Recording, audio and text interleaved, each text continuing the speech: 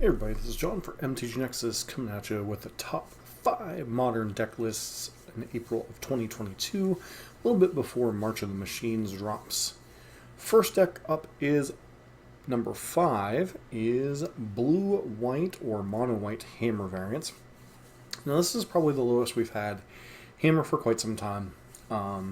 It's not been putting up as many results of late, but is still probably the most consistent creature deck in the format. Obviously, if you're looking at like the top 10, you'd be looking at decks, comparing like Amulet, Yawgmoth, Elementals, Living End, Breach. There are so many different decks that can really kind of round out once you go below the top 2, the format's kind of shaken up however you want to stack them. But Hammer Time, number 5, it's obviously a very consistent creature deck. You have Sigarda's Aid, you have Pure Steel Paladin, you have many ways to find Colossus Hammer, you have a decent B plane with Stoneforge Mystic, and kind of the taxing elements of things like Esper Sentinel and stuff. You also have ways to protect your creatures, things like Spell Pierce, Blacksmith, Skill, etc. So deck continues to be very powerful and resilient. You have the nice B plane of Urza's Saga. So overall, very good deck.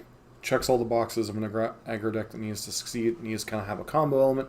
It needs to be resilient, can entertain multiple planes of attack, and you have to be able to be flexible on the fly. While it isn't the easiest deck to pilot all the time, having elements of the old Infect decks as well as mono white aggro, it still is one of the better decks in the format.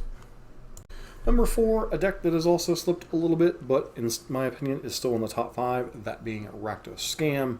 Now, obviously, this deck used to be a scam when it first came out, but it has proven to have a lot of staying power. You have the red-black mid-range shell of Ragavan, Thoughtseize, Fatal Push, Seasoned Pyromancer, Fabled Mirrorbreaker, backed up by some amount of disruption, obviously. You also get to play the scam game plan of Grief and Fury, pitching them and then either bringing them back with either Feigned Death or Undying Malice. So you potentially can double Thoughtseize your opponent on turn 1 and leave a 4-3 behind, or just have a 4-4 double striking creature that will kill them very quickly. A newer inclusion to the deck that's been popping up in a lot of lists is Bloodtithe Harvester. Now this card is more familiar to modern, to Pioneer and Standard pilots, but it's a decent beater, a 3-2 creature for 2 mana. It's kind of replaced Dothy Voidwalker in some spots. Graveyard decks are not particularly at an all-time high right now, so it does make sense to have a creature that's a decent beater while also potentially being a removal spell on the stick. Also pairs quite nicely with the inclusion of Fabled Mirrorbreaker in the deck. This particular version has a 1 of Kroxa, but that's not necessarily standard. A lot of their other things are 19 or 20 lands. You have the 4 copies of Ragavan, some number of Seasoned Pyromancer and Fable, and obviously you always have the game-breaking card of Blood Moon. You can pitch it to Seasoned Pyro and Fable when it's not particularly good, but overall this is one of the more powerful mid-range decks in the format, and probably the best mid-range deck that does not include the color blue in it. Number 3, speaking of blue mid-range decks, the epitome of that is Temur Rhinos. You have the 8 Cascade cards allowing you to find your Crashing Footballs. You also have a decent mid-range game plan. This one isn't interesting. It's going with Mystical Disputes and Force of Negations in the main deck, kind of showing how maybe blue-centric the meta game has kind of gotten. Beyond that, you get to play early interaction with Fire, Ice, and Dead Gone, getting around the Cascade issue by playing a bunch of the fusion cards or the double-sided cards because they have a combined mana total of 3 or greater. And then beyond that, you get to play a decent side game. Fury and Murktide Regent is one of the newer techs that have been popping up over the last month. Obviously, you still have the backup game plan, things like Endurance, Seasoned Pyromancer, you can play Fabled Mirrorbreaker, you can play more copies of Brazen Borrower. So the deck has a lot of flex slots to play with. The Temur version tends to see a lot more play than the 4-color version, mainly because, well, Blood Moon's a good card. And then, you get to play things like Gemstone Cavern to speed up your clock. And you're just a very good blue mid-range deck. Unfortunately, you're not the best blue mid-range deck. We'll get to that in 1 second. So the best blue mid-range / tempo deck is Murktide Regent. This is down from its number 1 spot. You could still argue that it's the most played deck in the format, but I don't know that it's necessarily the best position. You have all of the cards that have gotten banned in Legacy. You have Ragavan, you have Expressive Iteration. You back that up with things like Dragon Rage Chandler, and of course, namesake card Murktide Regent. You get to play all the efficient removal and Unholy Heat and Lightning Bolt. You get to disrupt your opponent with things like Spell Pierce and Counterspell, potentially even things like Archmage's Charm if you want it. You also have a couple of flex spots you can play with in the main deck. Usually that comes down to cards like Dress Down, the 4th copy of Ledger Shredder, Blood Moon, those kind of effects. It is kind of a flexible deck. You do see a bunch of cards with Consider, Expressive Iteration, Mishra's Bauble, your looting is off of Ledger Shredder, your scrying or surveilling, I guess, technically off of Dragon Rage's Chandler.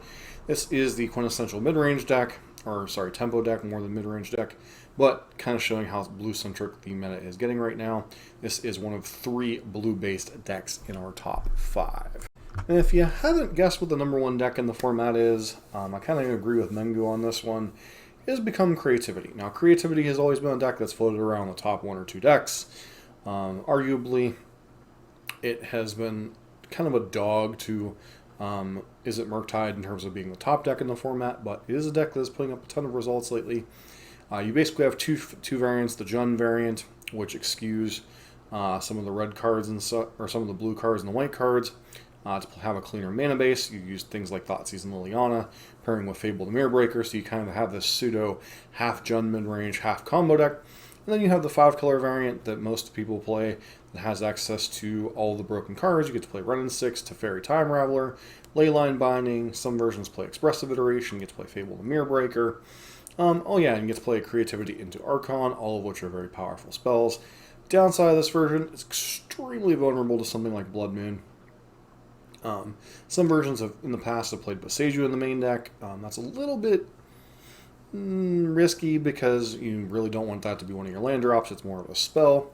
In order to play around that, you get to see things like Strike It Rich or Abundant Growth either out of the sideboard in the main deck. But, you want a kind of control combo deck that gets to play all of the broken cards that's not named Ragavan. This is basically the deck for you. You get to play Ren and 6, Teferi Time Raveler, Fable, all the greatest hits except for Ragavan really in the format. You get to play Spell Pierce to kind of back it all up. And, of course, in the mid-game with Fable and Prismari Command, you can potentially hard cast your Archons. And then sideboard, you generally have some ways to step around things like Blood Moon or those kind of effects. And also extraction effects. Oftentimes you see something like Sundering Titan, Emrakul, Iona, etc. in the sideboard as a way to sidestep the extraction hate. But overall, this deck is very powerful, and in my opinion, is currently the best deck going into April of 2023. Let me down in the comments what decks you think are currently the best in the format, and hope to see you for the next video.